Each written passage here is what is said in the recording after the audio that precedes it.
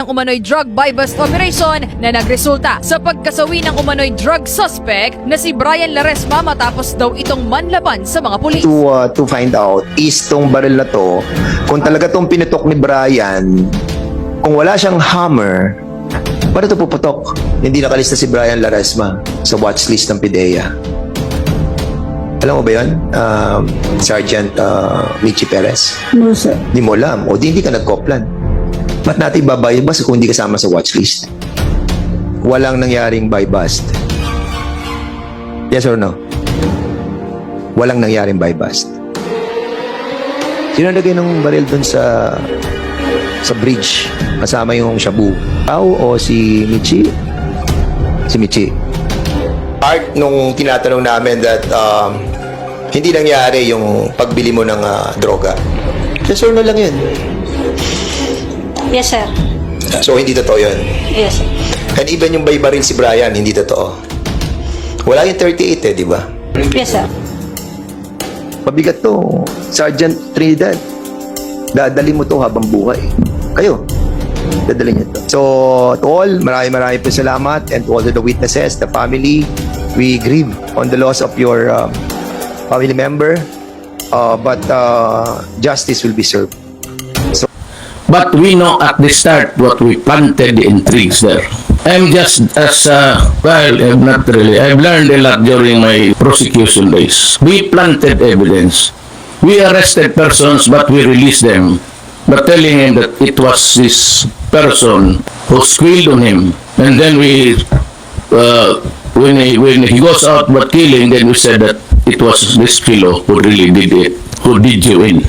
We first planted the intrigues so that we would know where they were from where they came from.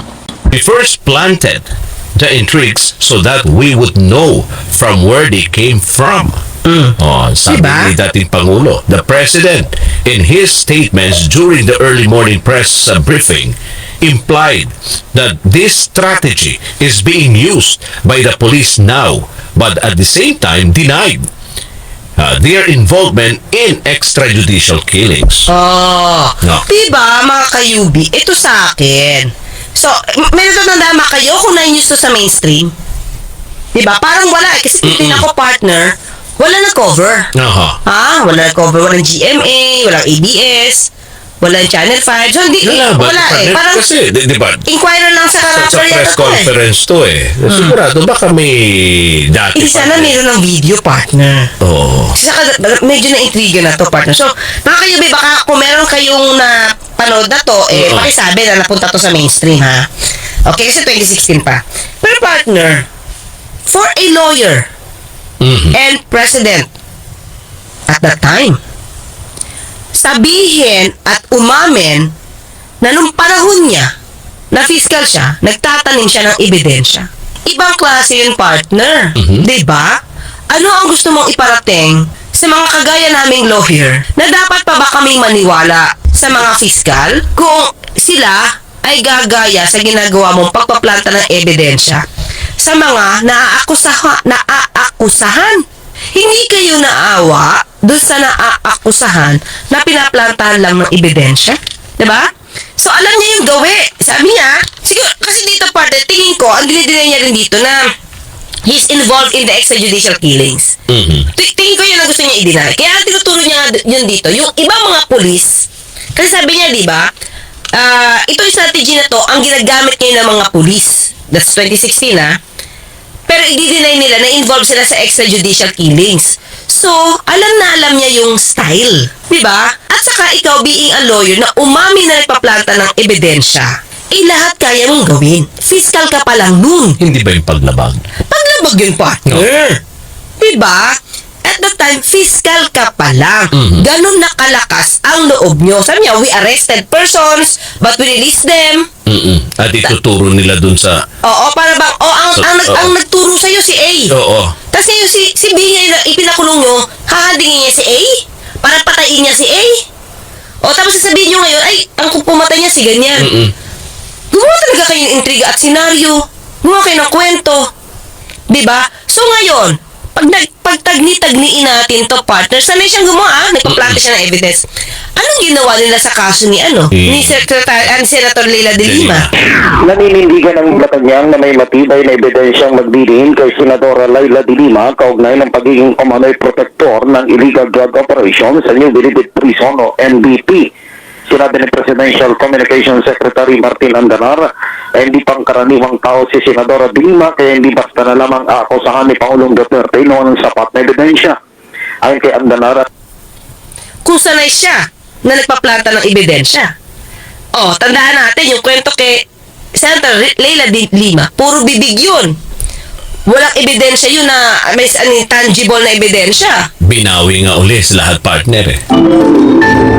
A Muntinlupa court affirms its decision to allow former Bureau of Corrections Chief Rafael Ragos to testify and recant his allegations against former Senator Leila de Lima. The latest decision also stems from the prosecutor's appeal to deny Ronnie Dayan's motion to recall Ragos. In May, Ragos, who was the Justice Department's star witness in the cases against de Lima, retracted his accusations. Ragos said he was forced to invent the story upon the instructions of former Justice Secretary Vitaliano Aguirre II. On September 30, Ragos was supposed to testify in a hearing for de Lima's case, but was disallowed after the prosecutors filed the appeal. In its latest decision, the Muntinlupa court says the recantation of Ragos should be tested in court. Yung kanilang ginawang salaysay. Diba? So, paano yan? Paano yan? Ito pa, partner. Kasi, minsan ko to na content. Diba sabi ko nga sa'yo, kasi nadinig ko doon sa Gikan sa Masa na in-interview sila na ito nga si Pastor Kibuloy, nagpapasalamat kay Pangulong Duterte na siya yung lumalakad ng kaso. Unang-una, itong property na to, which is tax, sa panahon ni ERA, this is supposed to be sequestered by the government for the airport. Sabi niya yan, wow, napigilan yung presidente at nalapigilan tingnan. Nandito yan. Yung palawa ni Fairmont, nagkakaroon na ng problem ito about conversion, pinumanda ko ng illegal conversion of land. Hindi ko mura magpakasya yan. Napigilan mo ako ng 6 years yung convicted, si Mayor din ang lumakad noon. Nagpili siya lumakad at pinuntahan ang lahat ng mga dapat puntahan. And I was on the brink of being put to jail. And Mayor was there. I was in Hawaii that time. Sabi, ako very concerned na ako sa property doon. Kasi ano naman din ang pinanamon sa tatay ko. Hindi ko ako mountain. Nagtayo ako ng mga bahay ko pa sa workers. Ikalabot na ang gobyerno, hindi ko alam. Illegal conversion daw of farming land. Hindi ko alam yun. Basta sa akin, tinyo yung aking intention. Hindi ko alam. So, Mayor ang nagtulong sa akin. I was in Hawaii that time kasi nag-ministry ako. Tinawagan niya ako, sabi niya, Pastor, ikaw ang mahal kay Jesus Christ. Akong bahala kay Ugas dito. Mga criminal cases. So, tapos ang sabi ng iba sa akin, siyempre, kinuntat ko, nadinig ko eh. Para bang, ako pa daw yung walang basihan. Na parang ako pa yung ob na lawyer na walang kaso. Kasi yun yung tingin ko. Ano ba daw klase ng paglakad ng kaso? Aba, sa Pilipinas, pag sinabi mong lakarin ng kaso, alam mo yun. Di ba? Iba yung legal na proseso, iba yung sinabi, nilakad yung kaso. So, bahala ka na mag-isip kung paano yan nilakad. Pero ikukunin ko ngayon yung paglakad ng kaso pabor kay Pastor Kibuloy para makaiwas na makulong na 6 years sa pagpaplanta ng ebidensya na to. Kung kaya magplanta ng ebidensya ni Pangulong Duterte, ayos sa kanya. Mga kayubi, hindi to gawa. Nasa news to. Diba? Kung kaya niya magplanta ng ebidensya, kaya niya rin magtanggal ng ebidensya.